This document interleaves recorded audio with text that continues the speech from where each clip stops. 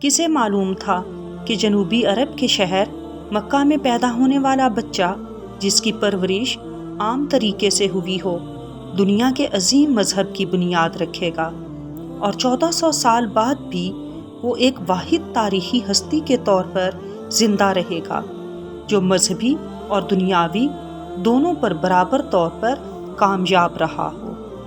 حضرت محمد صلی اللہ علیہ وآلہ وسلم خدا کی جانب سے بھیجے گئے آخری پیغمبر تھے۔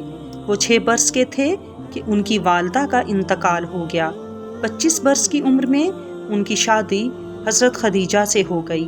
40 برس کی عمر تک لوگوں میں ان کا ایک غیر معمولی انسان ہونے کا تاثر قائم ہو چکا تھا۔ آپ نے 63 برس کی عمر میں وفات پائی۔ انہوں نے اپنی ساری زندگی انتہائی پاکیزگی، سادگی اور اعلیٰ کردار کے ساتھ بسر کی کہ اس کی ایسی کوئی مثال نہیں ملتی۔ آپ کے بدترین دشمن بھی آپ کو سچا، امانت دار، بلند کردار اور صادق مانتے تھے۔ ایک دفعہ کا ذکر ہے کہ اونٹوں کا ایک تاجر مکہ آیا اور قریش کے ایک سردار ابو جہل سے ملا۔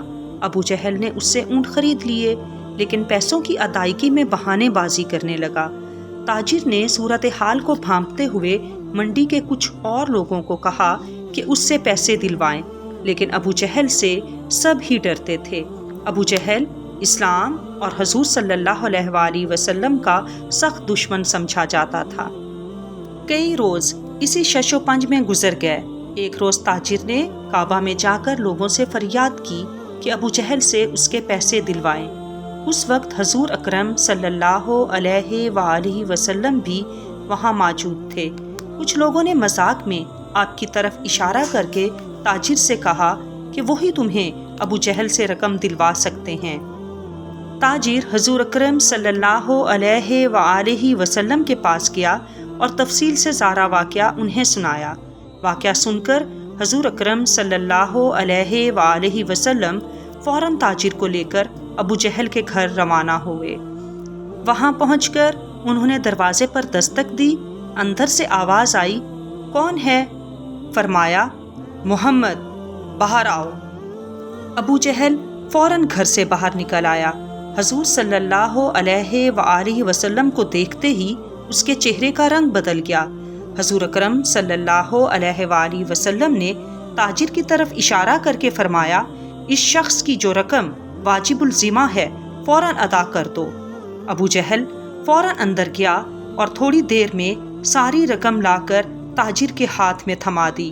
تاجر خوشی خوشی کعبہ میں آیا اور وہاں موجود لوگوں کو اپنی رقم کی بازیابی کی خبر سنائی۔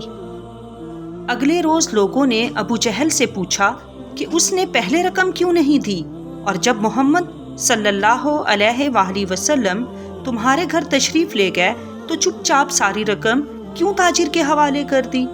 تو ابو جہل نے کہا کہ محمد صلی اللہ علیہ وآلہ وسلم نے جب دروازہ کھٹکھٹایا اور کہا کہ باہر آؤ تو ان کی آواز کو سن کر یکا یک مجھ پر رعب طاری ہو گیا۔